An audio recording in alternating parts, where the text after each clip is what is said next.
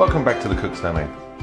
Today I'm going to be making Parmigiana di Melanzana, also known as eggplant parmesan or aubergine parmesan, but its correct name is simply Parmigiana because it is the original recipe. This is not the derivative or a subset or the vegetarian invention of the 1980s or something like that. This was the original recipe, and the meat versions are the more modern conceptions.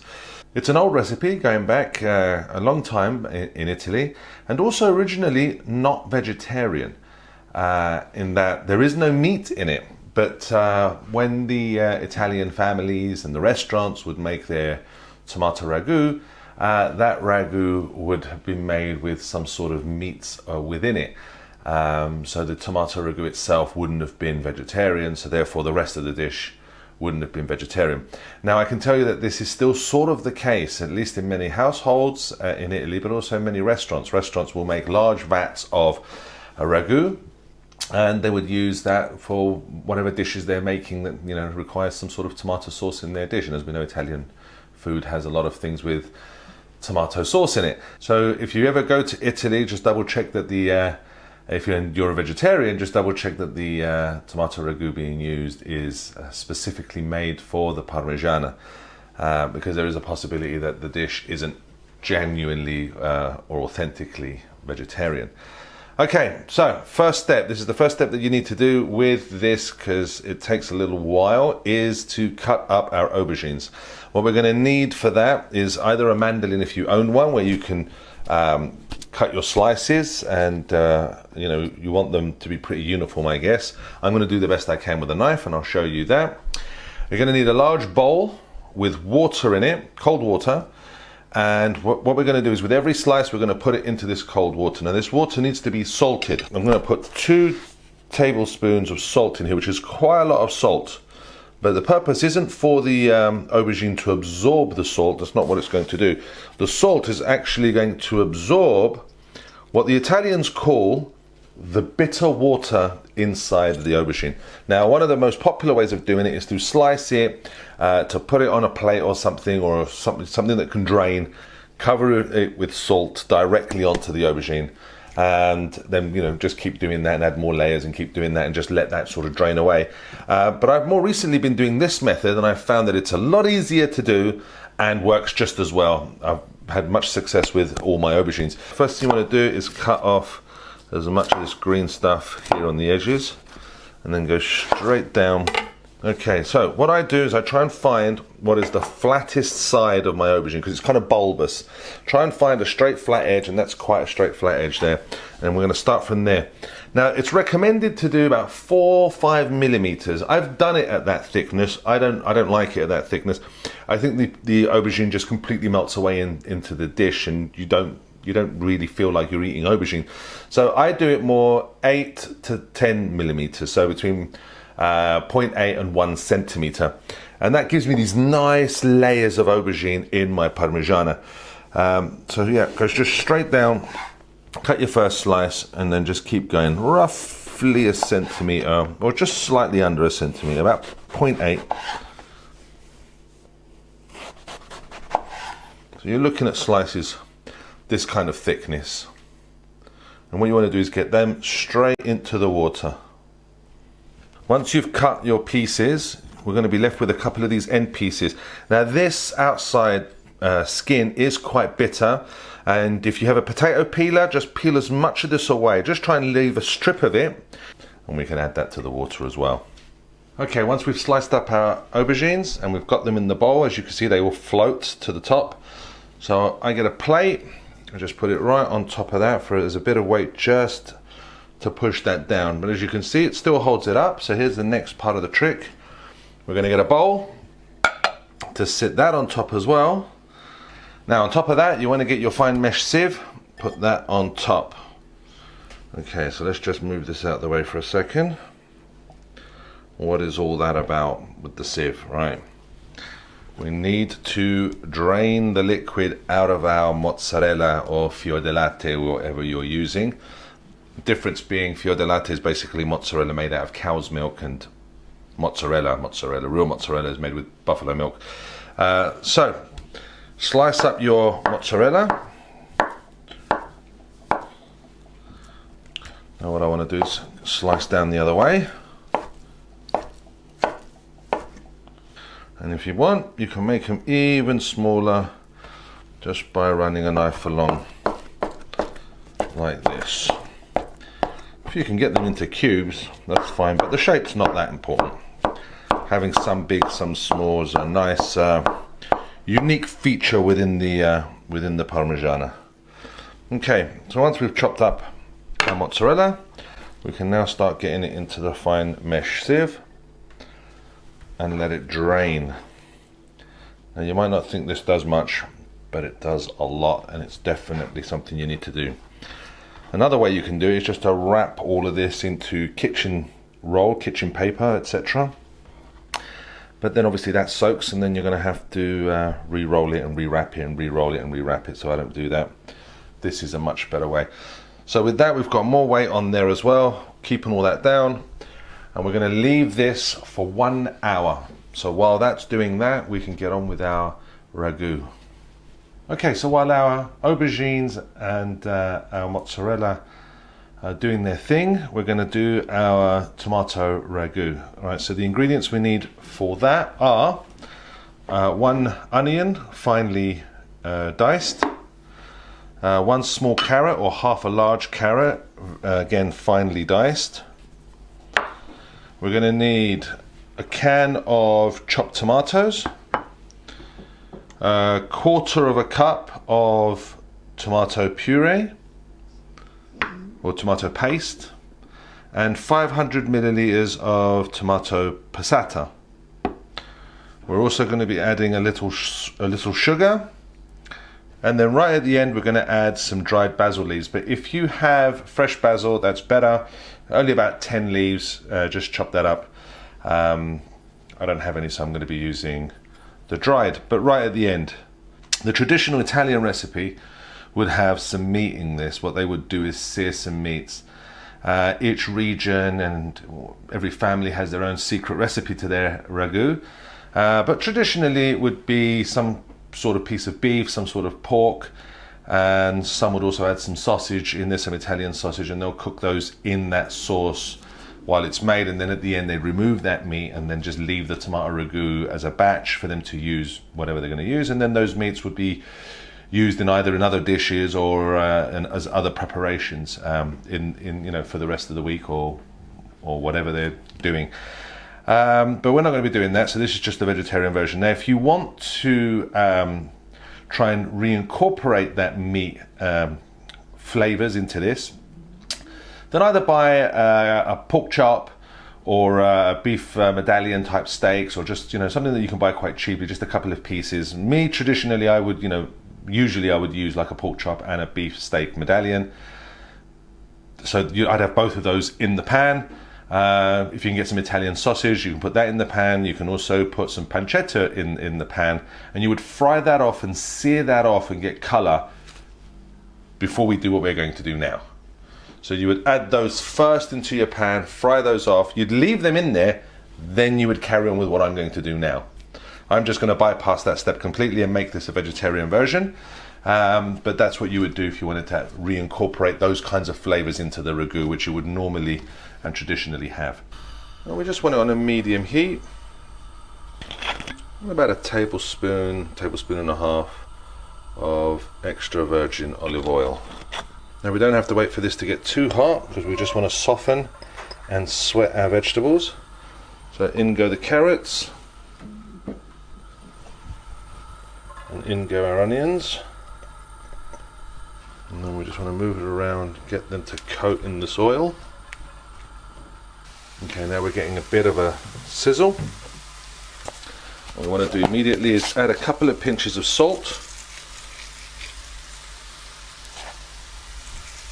This is going to help draw out the moisture from our vegetables and help them sweat better. Now we don't want any colour on these vegetables at this point. We just want to soften. Okay, so once our vegetables have softened and they're getting to that point where they're about to change colour and start going a bit golden. And you see that really if you've got a light bottom pan, you start to see this kind of colouring happening in the pan. That means the vegetables are going to start changing colour. What we can do now is add a half a cup of white wine.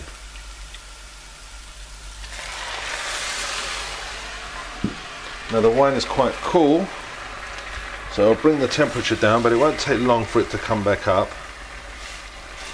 As we can see now, the wine has virtually dried up, so we can now add our 1/4 cup or 60 ml of tomato paste.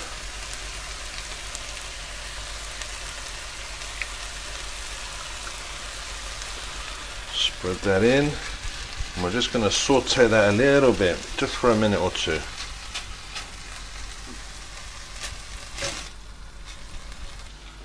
Now we can add some of our tomato passata and start mixing that in. Let's put a little more in there.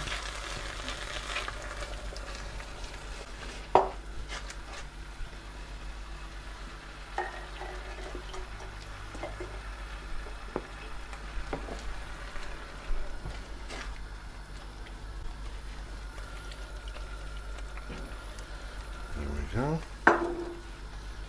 Now we can put in our can of chopped tomatoes. Mix that in as well. Our next step is to get a teaspoon of sugar in here. So get about a litre of water in here.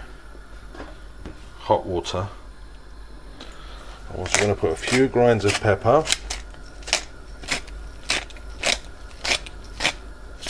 Now that might not be all the pepper we're going to need in the recipe. We will adjust our seasonings near the end, but we do know we're going to need some, so it's the best opportunity to infuse as much of that as possible.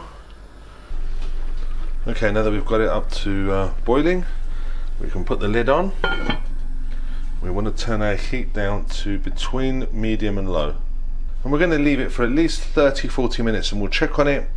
And then it might need 10 or 15 minutes without the lid just to thicken it up and get our basil in.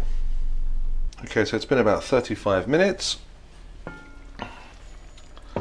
Have a look what's going on here. Well, it's thickening up nicely. All we need now is a 1/4 teaspoon of our dried basil. Doesn't need to be a lot, it's just a hint. Mix that in. Now we're going to cook it for another 5 minutes with the lid off. So I'm going to turn the heat up now so we can get it boiling again. But we're going to have to constantly stir so that we don't burn it. But we do need a little bit more pepper. We're also going to need a couple of pinches of salt. Now we can turn this off, put the lid back on until we're ready to use it. Okay, so now it's time to fry our aubergine slices. Less than 1/2 inch or 1/4 of an inch of oil in the bottom of this pan. And we're going to turn the heat on full blast. While that's happening, I'm just going to take this off from here. Take this plate off as well. We have to dry off our aubergines, but what I'm going to be doing is only taking as much out of the water as we can fry. We don't want dry aubergine just sitting around waiting. And you're going to go through a bit of kitchen roll doing this, unfortunately. So I think I can get maybe 4 slices of the aubergine into that frying pan. 4. Let's give that a dry. Now we're going to fry this quick and fast with a very high temperature.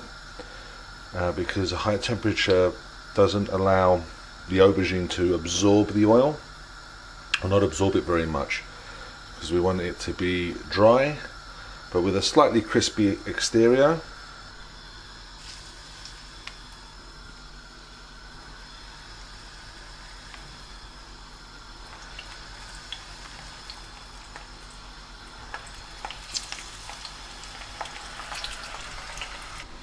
So while the first few are now frying off, We want to prepare a plate to put them on when they're cooked. Bit of kitchen roll, we want to absorb as much of the oil as possible. And we also need a couple of pieces for our next 4 pieces that we're going to be frying off.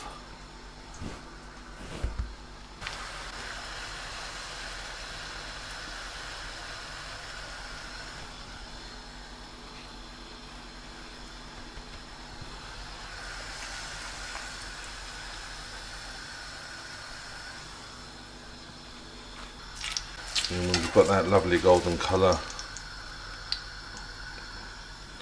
We can take them out and just put them on the plate with the kitchen roll to absorb, and straight in with our next few. And just keep doing this until you've fried them all off. Okay, so I've fried off all the aubergines, but I just wanted to show you quickly what this water that the aubergine was sitting in, what that looks like. So it's got this brown coloration now, and that's what the Italians call the bitter water. Anyway, we're done with this now, so we can get rid of it. And here I have the aubergines themselves, and I've got them all on different layers to try and absorb as much of the oil off of them as we can.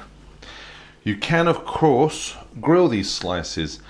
It won't taste the same, but if you prefer to do it that way for health reasons, then by all means do it. It is a very possible thing to do. It just won't taste the same. The overall thing won't taste as a proper Parmigiana would, but it's still a very good alternative.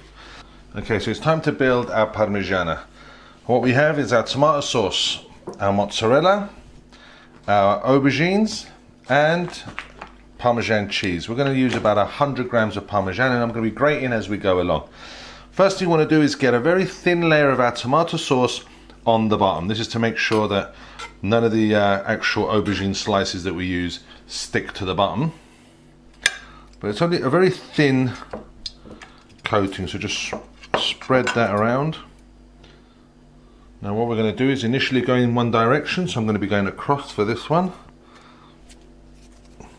And lay down our aubergine pieces.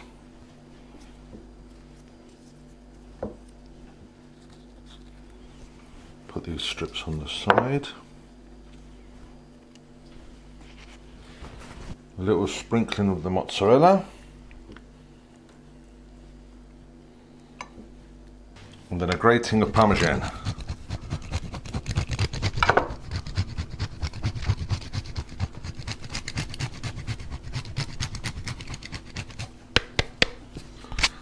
You want to get a good amount of the Parmesan cheese in there. Now, this is the important part. You do not want to saturate these layers in tomato. So we're just taking a little amount and just spotting it around. That's all we're doing. Take a little bit as well, like just spot the tomato around. Just tiny amount. That is it. Now we can start our next layer, going in the opposite direction.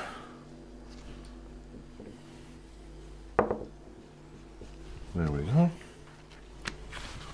And again, just a small sprinkling of Parmesan cheese, mozzarella or fior di latte, and again, Parmesan. Tomato sauce, just spotting. This is the part a lot of people don't get right, and they just fill it up with sauce. Just a little bit, just like that. Okay, now we can go in the other direction. One of the other reasons it's called this, because there's quite a debate on the history of this dish. The most famous version of it is this one, which is from Naples.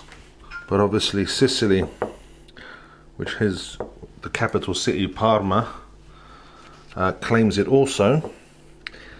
And they say it comes from the word Parmigiana, which is to mean lattice, which is kind of the way that we build the Parmigiana, but there is a debate in Italy Every region has its own version of doing it, I guess. A little bit of the Parmesan.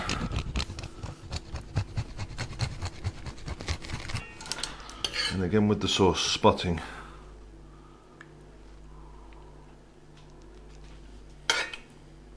This is our final layer. We want just a little bit of the mozzarella.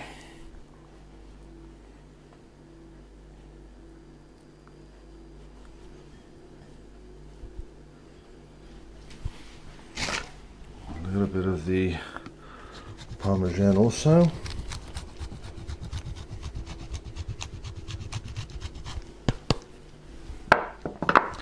Now we can use up all of the rest of the tomato sauce. Just carefully pour it on so we can have it all over. Okay, so let's evenly spread that out. We use up the rest of our mozzarella on top.